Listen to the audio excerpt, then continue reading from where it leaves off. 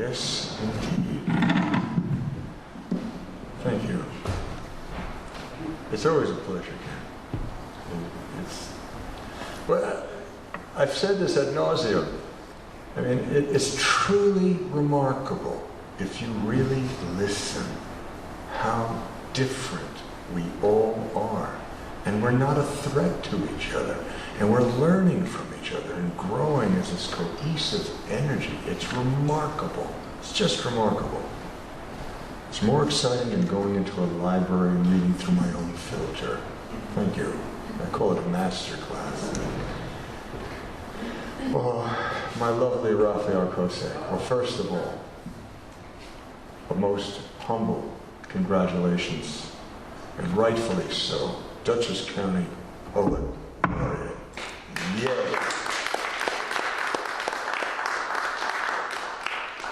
Now, Raphael's work has appeared widely in many journals and magazines. She has 2 chapbooks out and is awaiting American Mythology to be released. Should be out, what, July next year? Okay. This year. Oh, boy, there's a brain fart. I thought we were already in October. Or the weather's been spectacular. Was it Brick Road Poetry Press? And I can certainly relate to this next statement of this fabulous young lady, that poetry has been a saving grace in my life. Yeah. And that's why everyone is welcome to freely express themselves under the safety net of our Constitution, to speak freely through the power of the word. She teaches at Marist and Dutchess County Community College. What else can I say? It gives me fabulous pleasure. She was a feature not too long ago, and she rocked the room. She's going to do it again, ladies and gentlemen. Rafi, come and knock us out.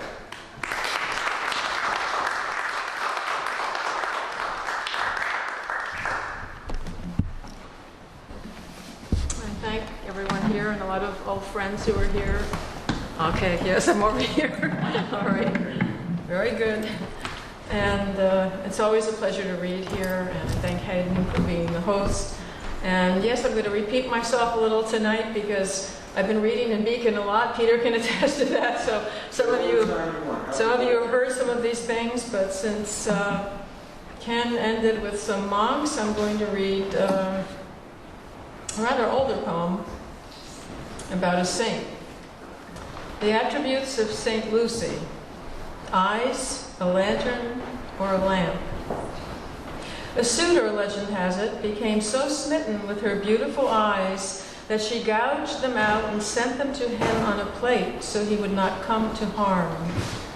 Bright eyes, a lantern, or a lamp, what we need to make our way across these twilight lands, dark architecture of winter trees, thin skin and full blood of the body, passionate distance, holy longing. So steadfast was she, they couldn't drag her away, though she was bound with rope and harnessed to a yoke of oxen. Even the flames refused to scorch her, so they stabbed her in the neck. This world has never been ours. The sky blue, a makeshift heaven. Such faith belongs to an unearthly woman, a saint bearing a proper light, who calls the journey sweet, who believes in destination. The bare truth floats like a white bird on water, has nothing to do with us, everything. Bravo.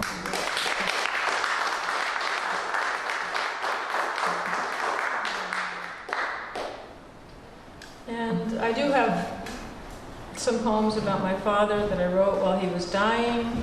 Right now my mother is doing the very same thing, so I'm going through a lot, but this was about my father. It's called When. When my father was dying, I was so asleep and so awake that night was as nothing to me as I crawled out into morning, another visit to the home where wheelchairs made me dizzy with their rolling, even when they were parked and still, like chariots blazing into another world, invisible to me. when the warmth of an Indian summer day called me to take my father down on the elevator and outside to feel the real sun on his skin, not what the windows which do not open allow. Time curdled in his cup, stilled in the long, lazy sun. When I walked into his room, find him dozing, he wakes quickly with, "How nice, glad to see you." And something curls around my heart with such strange fingering, offered up to the mountain outside his window, where the trees bristle before winter, when we bear ourselves to a sky vast and irretrievable.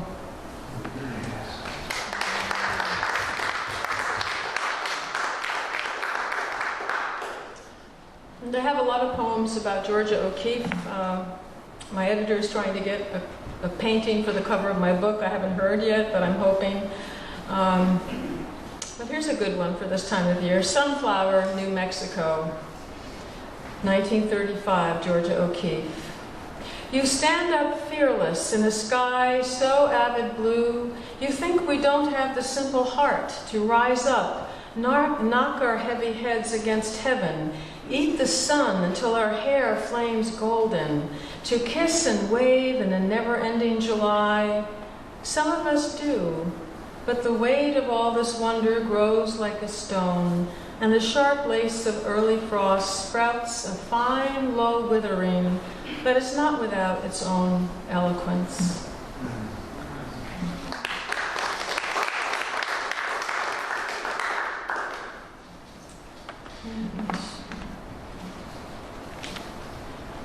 I have a poem that actually took place in Beacon, down by the river. Foggy morning at the auto body shop. Standing in the parking lot next to the hulking body shop, watching the owner mark lines on the rear of my car and take pictures while fog shrouds the Hudson in damp December, I am struck by the fact that my husband has vacuumed and washed the car in yesterday's bleak cold. It is stunningly white, and that he is the only person who would do such a thing for me. And somehow the weight of this settles upon me as I gaze out, chilled, over bruised cars and the invisible river that broods under the fog.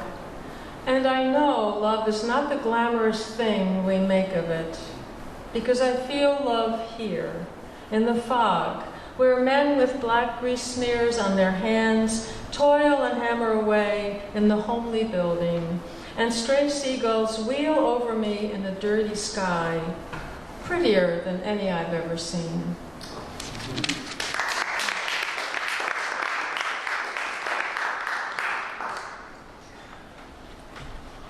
Okay, I have a couple of, let's see, I'm sorry, going through these. Okay.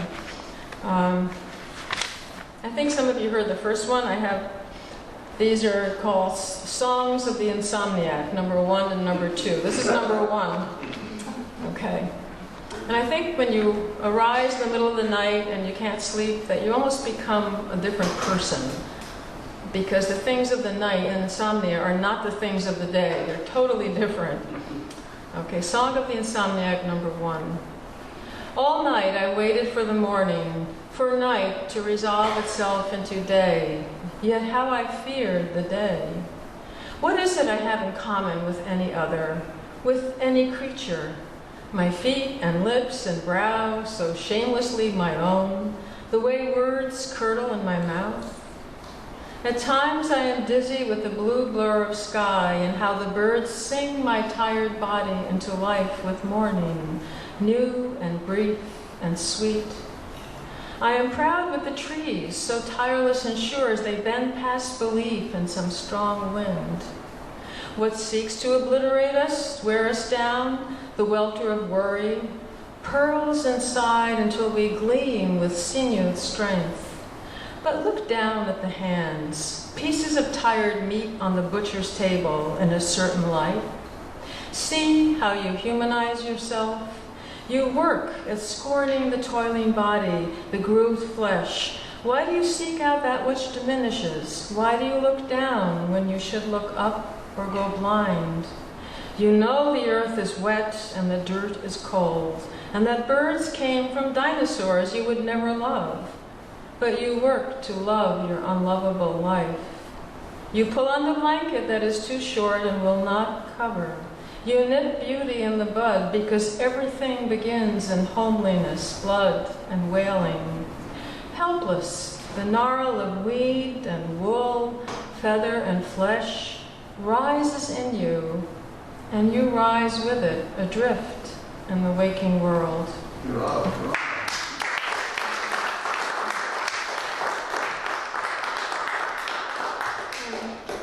Song of the Insomniac, number 2, Unholy Night. I am the unholy of holies, the night unspeakable to itself. Don't tell me myths. There is no grail, no Styx, no conjurer divine. I can't afford my dreams. They lie to me and leave me stranded on the same dark shore. Everywhere I go, a crow flies over, marking me with desolation during the day. When the coyotes yip and yell in their deep, dark hell squalor, only they and I stand alone in the blackened world. When I startled the large rabbit who dwells in our yard, nearly stepping on him, he froze in place with lush leaves drooping from his mouth, his large liquid eye taking me in fearlessly, foolishly. And every night I pray the owls will not find his sumptuous softness, the Buddha-like presence, because as long as he remains grazing in the green world in his blessed rabbit stupidity, I have a chance.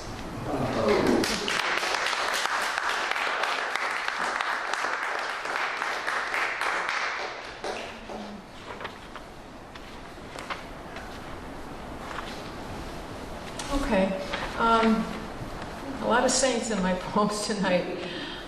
This is called When the Saints Come Among Us, and it just won first prize at the Bacopa Literary Review down in Gainesville, Florida. When the saints come among us, they leave the scent of burning orange in the stairwell, or the ragged thread from some holy sleeve caught on a nail. They slip by like leaves, dropping unceremoniously, done with summer's hoopla. Their beauty goes undetected, like the rosy underbelly of mourning doves waddling the ground beneath the feeder. All we see is the soft gray-brown, surprised to catch a glimpse of pink dawn on the warm breasts, if we are lucky. When the saints come among us, there is no wind lifting the curtains over the sill, but when we look out, we are taken again by the mountains, by the purple mountains repeating themselves in the distance. When the saints come among us, the cry of the hawk punctuates our sleeping and our waking, calling us to all that is unnamed, but keener than a slim blade, piercing the only body we know.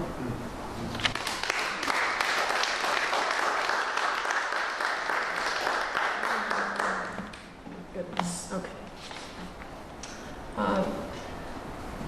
Here's a poem for June. It's called Greening. That's what we're doing right now. We're greening up, right? Greening. The crickets keep ticking away like a current that floats me buoyant through the open window while the roadbed flatlines with traffic, distant, erratic. The night air pressing in against my skin, faintly moist. The lick of a moon, all telling me time is manageable this way. House quiet, the country of night, doesn't mind or need to keep tabs. Only sweet air swimming in through the window like some dark and deserved sedative. So I give up filling the coffers of my need. Let the orphans raid my cupboards. Let the drivers hurtle towards neon love. Let the black greening of June night swell my heart. Done drinking precious tides, I minister to the fallen. I am one who falls, knee-deep in night. The wild choke of spring dew, damp moon cooling the skies. No place to go but up.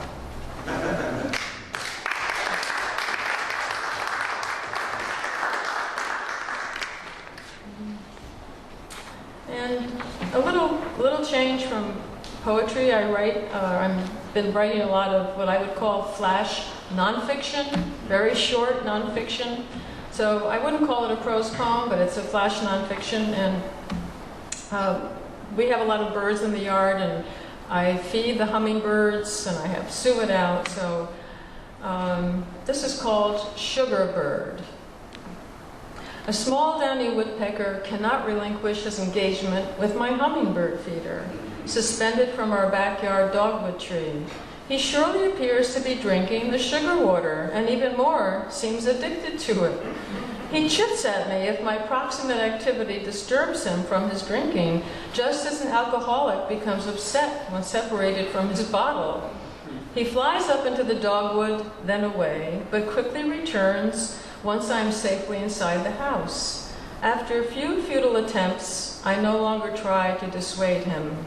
Let him enjoy his addiction to something so sweet. What makes me so determined to thwart his pleasure, anyhow? Is it that I count little sweetness in my own life of late? Life is short, and I extend my blessing. Even the hummingbirds themselves seem not to be bothered by him. What right have I to separate him from his sweetness? What could I know of such off-bound sweetness, and how we return to it over and over, even when the risk of discovery, of trespass, of obliteration threatens? Hypocrite, guilty am I. Don't we all crave such sweetness, demand such sweetness, even when we don't deserve it? Who would not cover up with a little white lie, delude oneself with promising to mend one's ways, vow to give it up later? Oh, what have we not done in the name of that sweet thing we can't get enough of?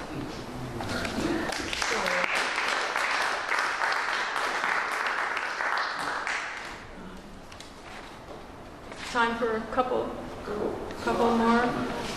Okay.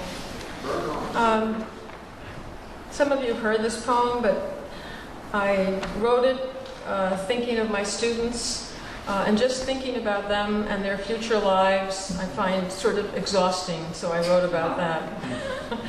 It's called The World Beyond You. My dearest students, you exhaust me. I feel the weight of your lives multiplying before you down the dizzying corridor of years, hungering into the future. I see your loves, the deep ones and the mistakes, the ones you put on lipstick for, slick up your hair for, the mysterious attractions, the blunt lusts in April when the exhalation of lilacs sweetens twilight unbearably. Your causes exhaust me. Those you will march for, work for, the ones you will unforgivably ignore. Your errors and your shames and your splendid successes that will fade or taste strange on the tongue, as all things do after a while. I watch you. As your parents gray or divorce or die, you will make funeral arrangements, have yard sales, lose touch with old friends, develop secret addictions. You will glimpse God, then lose him in a bush that you will want to set on fire, and you will. And that fire will burn until you are scorched and hollow, chastened and redeemed, emptied of all your wants and needs, seeing only your own plain face in the mirror, smoothing your hair back with a remarkable hand, and recognizing beyond a doubt, this is you, and everything else is the world beyond you.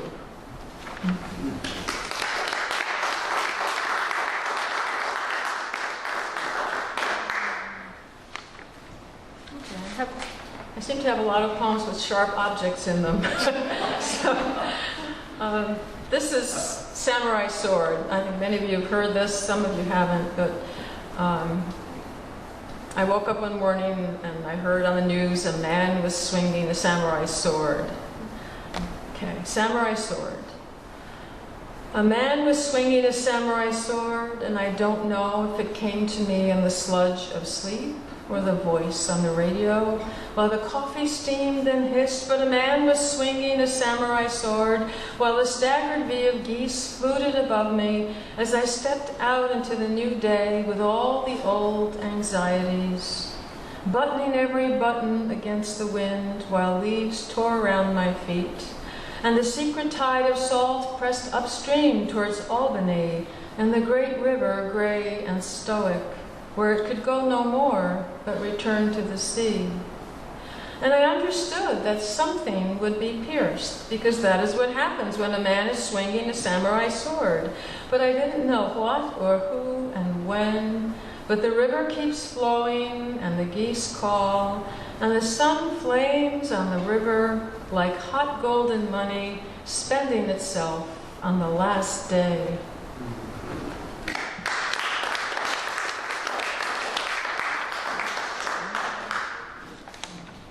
I'll read one more. Okay. This one is relatively new. Of the beauties offered. Ever since I called to it, the world is holding its glass to my lips.